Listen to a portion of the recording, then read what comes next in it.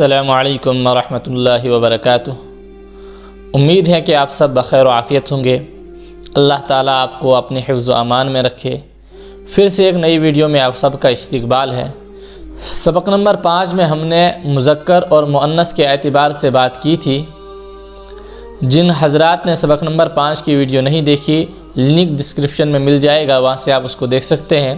तो वहाँ से आपको कहा गया था कि मुज़क्कर और मुअन्नस को पहचानना हमारे लिए इंतहाई ज़्यादा ज़रूरी है, क्योंकि जब हम अरबी बोलना चाहेंगे तो कुछ अल्फ़ाज़ मुज़क्कर के लिए ख़ास होते हैं और कुछ अल्फ़ाज़ मुअन्नस के लिए ख़ास होते हैं। तो इसी निस्बत से हमें मुज़क्कर और मुअन्नस की पहचान लाज़मी है, ताकि हम वो अल्फ़ाज़ जो मुज़क्कर के लिए इस्तेमाल होते हैं वो तो हम मुज़क्कर के लिए ही इस्तेमाल करें, और जो अल्फ़ाज़ मुज़क्कर नहीं बल्कि मुअन्नस के लिए इस्तेमाल होते हैं तो वो अल्फ़ाज़ हम मुअन्नस के लिए ही इस्तेमाल करें। तो जब हम मुज़क्कर और मुअन्नस को समझेंगे तो काफ़ी ज़्यादा हमारे लिए अरबी का बोलना आसान हो जाएगा। तो आज हम समझते हैं कि मुअन्नस की पहचान क्या है, क्योंकि हम जब एक की पहचान पढ़ेंगे, अगर हम सिर्फ मुअन्नस की पहचान पढ़ेंगे तो जब हम मुअन्नस को पहचान लेंगे तो वो कलिमा जो मुअन्नस नहीं होगा तो बज़ाहिर है फिर वो मुज़क्कर होगा। इसलिए हम मुअन्नस की पहचान को आज पढ़ते हैं। देखिए, मुअन्नस की अलामतें। अलामत का मतलब होता है पहचान। अलामत का मतलब होता है ऐसी चीज़ जिसकी वजह से कोई दूसरी चीज़ पहचानी जाए। जैसे अगर किसी जगह आग जल रही है, धुआं उठ रहा है, तो दूर से धुआं देखने वाला ये समझ लेगा कि यहाँ पर आग जल रही है, क्योंकि धुआं आग की पहचान है। इसी तरह कुछ चीज़ें हैं जो जिसकी वजह से हम मुअन्नस को पहचान सकते हैं। देखिए, जब हमारे पास कोई कलमा होगा जिस कलमे के आखिर में गोल ता होगी, गोल ता का मतलब आता है ऐसी ता, या जिसको जब मिलाकर लिखते हैं तो ऐसे लिखते हैं, जैसे ये वाली ता, इसको गोल ता कहा जाता है, और वो दूसरी ता होती है उसको लंबी ता कहा जाता है, जो इस तरह लिखी जाती है। तो जिस भी कलमे के आखिर में गोल ता होगी तो वो मुअन्नस होगा। जैसे कलन सुवतुन, कलन सुवतुन का माना आता है टोपी। टोपी को कलन सुवतुन अरबी में कहते हैं। तो टोपी मुअन्नस है क्योंकि इसके आखिर में गोल ता है। इसी तरह है नाफिज़तुन, तो नाफिज़तुन के आखिर में गोल ता है, इसलिए नाफिज़तुन भी मुअन्नस है। नाफिज़तुन का मतलब आता है खिड़की। इसी तरह बाबुन की अरबी है, तो इसके आखिर में गोल ता नहीं है, इसलिए ये मुअन्नस नहीं है। अगर गोल ता होगा तो फिर मुअन्नस होगा। दूसरी अलामत है जिस कलमे के आखिर में अलिफ मकसूरा हो। अलिफ मकसूरा का मतलब वो अलिफ जिसको कम खींचा जाता हो। जैसे सुगरा, इसकी लिखने का तरीका यही होगा, जब भी ऐसा लिखा हुआ कोई भी कलमा आपके सामने आएगा कि जिसके आखिर में या हो और या से पहले खड़ा ज़बर हो, जैसे स्वाद गाइन पे सुग, फिर रा है, फिर या है, फिर रा पर खड़ा ज़बर है, जब या से पहले खड़ा ज़बर होगा तो आप समझ लीजिए ये मुअन्नस है। जैसे सुगरा कुबरा, सुगरा का मतलब छोटी, कुबरा का मतलब बड़ी, छोटी चीज़ बड़ी चीज़। इसी तरह जिस कलमे के आखिर में अलिफ ममदूदा हो। अलिफ ममदूदा का मतलब वो अलिफ जिसको लंबा खींचा जाता है। इसकी पहचान आपको क्या रहेगी कि जिस तरह अलिफ के बाद हमज़ा लिखा रहेगा, जैसे हम रा ले ज़बर रा, आखिर में हमज़ा लिखा रहेगा। जिस तरह कुरान करीम में सुफ़हा, तो सुफ़हा अलिफ के बाद हमज़ा है। जब भी आपके यहाँ अलिफ के बाद हमज़ा रहेगा, जिस भी कलिमे के आखिर में ऐसा रहेगा, आप समझ लीजिएगा वो कलिमा मुअन्नस है। हमरा का मतलब आता है सुर्ख, और बैज़ा का मतलब आता है सफ़ेद। तो हमरा और बैज़ा ये दोनों मुअन्नस है, क्योंकि इनके आखिर में अलिफ ममदूदा है, और अलिफ ममदूदा की पहचान है अलिफ के बाद हमज़ा लिखा हुआ रहता है। और चौथी अलामत मुअन्नस की ये है वो कलिमा जिसको अहले लुगत से मुराद है अहले ज़ुबान, यानी जिनकी अरबी ज़ुबान है तो वो कौन है? अहले अरब है। जिसको अहले अरब मुअन्नस इस्तेमाल करते हूँ तो वो कलिमा अगरचे बज़ाहिर हमें मुज़क्कर नज़र आता है, लेकिन अगर अहले ज़ुबान इसको मुअन्नस इस्तेमाल करते हूँ तो हम उसको मुअन्नस ही मानेंगे, क्योंकि असल तो अहले ज़ुबान ही है। अहले ज़ुबान जिस तरह उसको इस्तेमाल करते हैं हम भी उसी तरह इस्तेमाल करेंगे। जैसे आप मिसाल ले लिए जहन्नम, न इसके आखिर में गोलता है कि मुअन्नस मानेंगे, न इसके आखिर में अलिफ मकसूरा है, न इसके आखिर में अलिफ ममदूदा है, लेकिन उसके बावजूद भी हम इसको मुअन्नस मानते हैं, क्योंकि अहले ज़ुबान इसको मुअन्नस इस्तेमाल करते हैं। चंद वो ख़ास किस्म के नाम चंद वो ख़ास किस्म की अलामतें जिनकी वजह से हम ये समझ लें कि अहले ज़ुबान किसको मुअन्नस इस्तेमाल करते हैं, वो हम आपको चंद बताते हैं, ताकि चंद बुनियादी कायदे जब आपको वो याद होंगे तो आपके लिए मुअन्नस सिमाई इसको कहा जाता है, यानी अहले ज़ुबान जिसको मुअन्नस इस्तेमाल करते हैं वो समझना आसान हो जाएगा।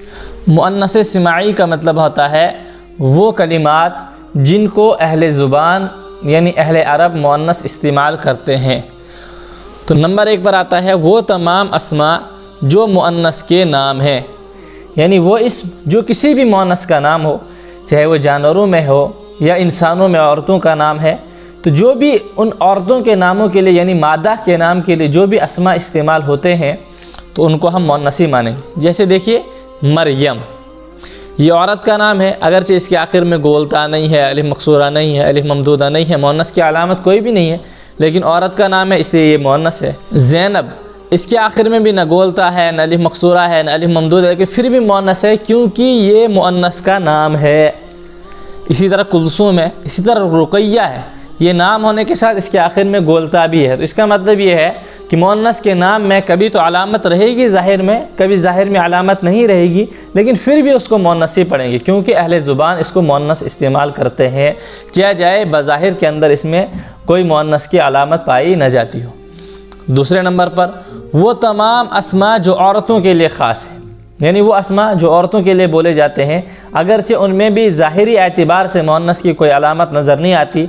ज़ाहिरी अलामतें तो हमने पढ़ी गोलता, अलिफ मकसूरा, अलिफ ममदूदा, लेकिन अगरचे वो नज़र नहीं आता, लेकिन फिर वो भी वो औरतों के लिए जब ख़ास हैं तो वह मुअन्नस माने जाएंगे। जैसे उम्मुन, उम्मुन का मतलब है माँ, उख्तुन, उख्तुन का मतलब है बहन, इसमें ता है लेकिन गोलता नहीं है, लंबी ता है, तो लंबी ता मुअन्नस की अलामत नहीं, गोलता मुअन्नस की अलामत है।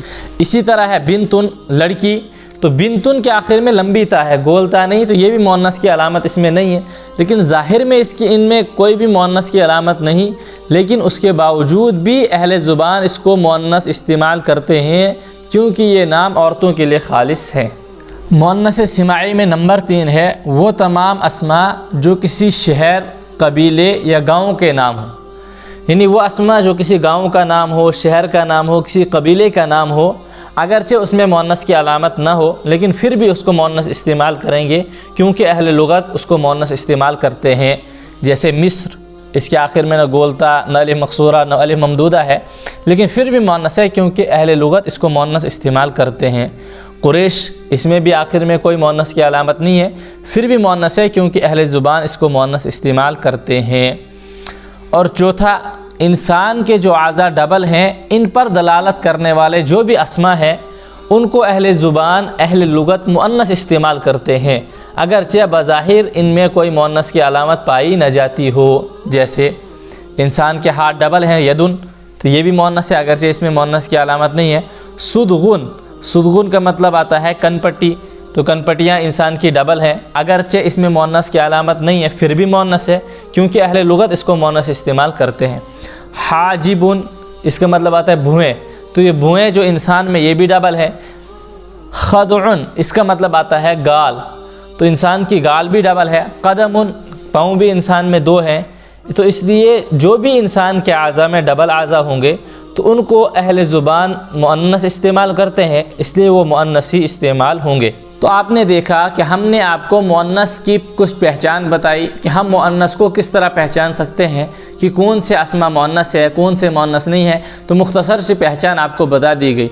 देखिए, अगर आपको ये बताया जाता है ये इस्म मुअन्नस है, उख्तुन मुअन्नस है, उम्मुन मुअन्नस है, तो उस तरह कितने आप याद कर सकते थे कलिमात, तो वो नामुमकिन था।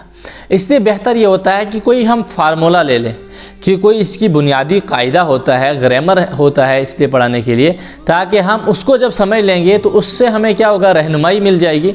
फिर जो भी इस्म हमारे सामने आएगा तो उसको हम ग्रामर के कायदे के ऊपर डालेंगे।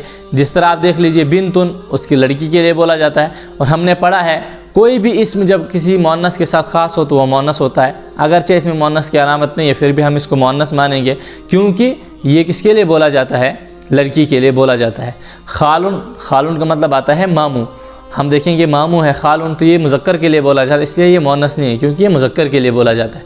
तो इस तरह हमारे पास जब बुनियादी कायदे होंगे तो इनको आप महफूज करने की कोशिश कीजिए, तो इंशाअल्लाह ताला आप जब अरबी बोलना शुरू करेंगे तो आपके लिए अरबी बोलना आसान हो जाएगा।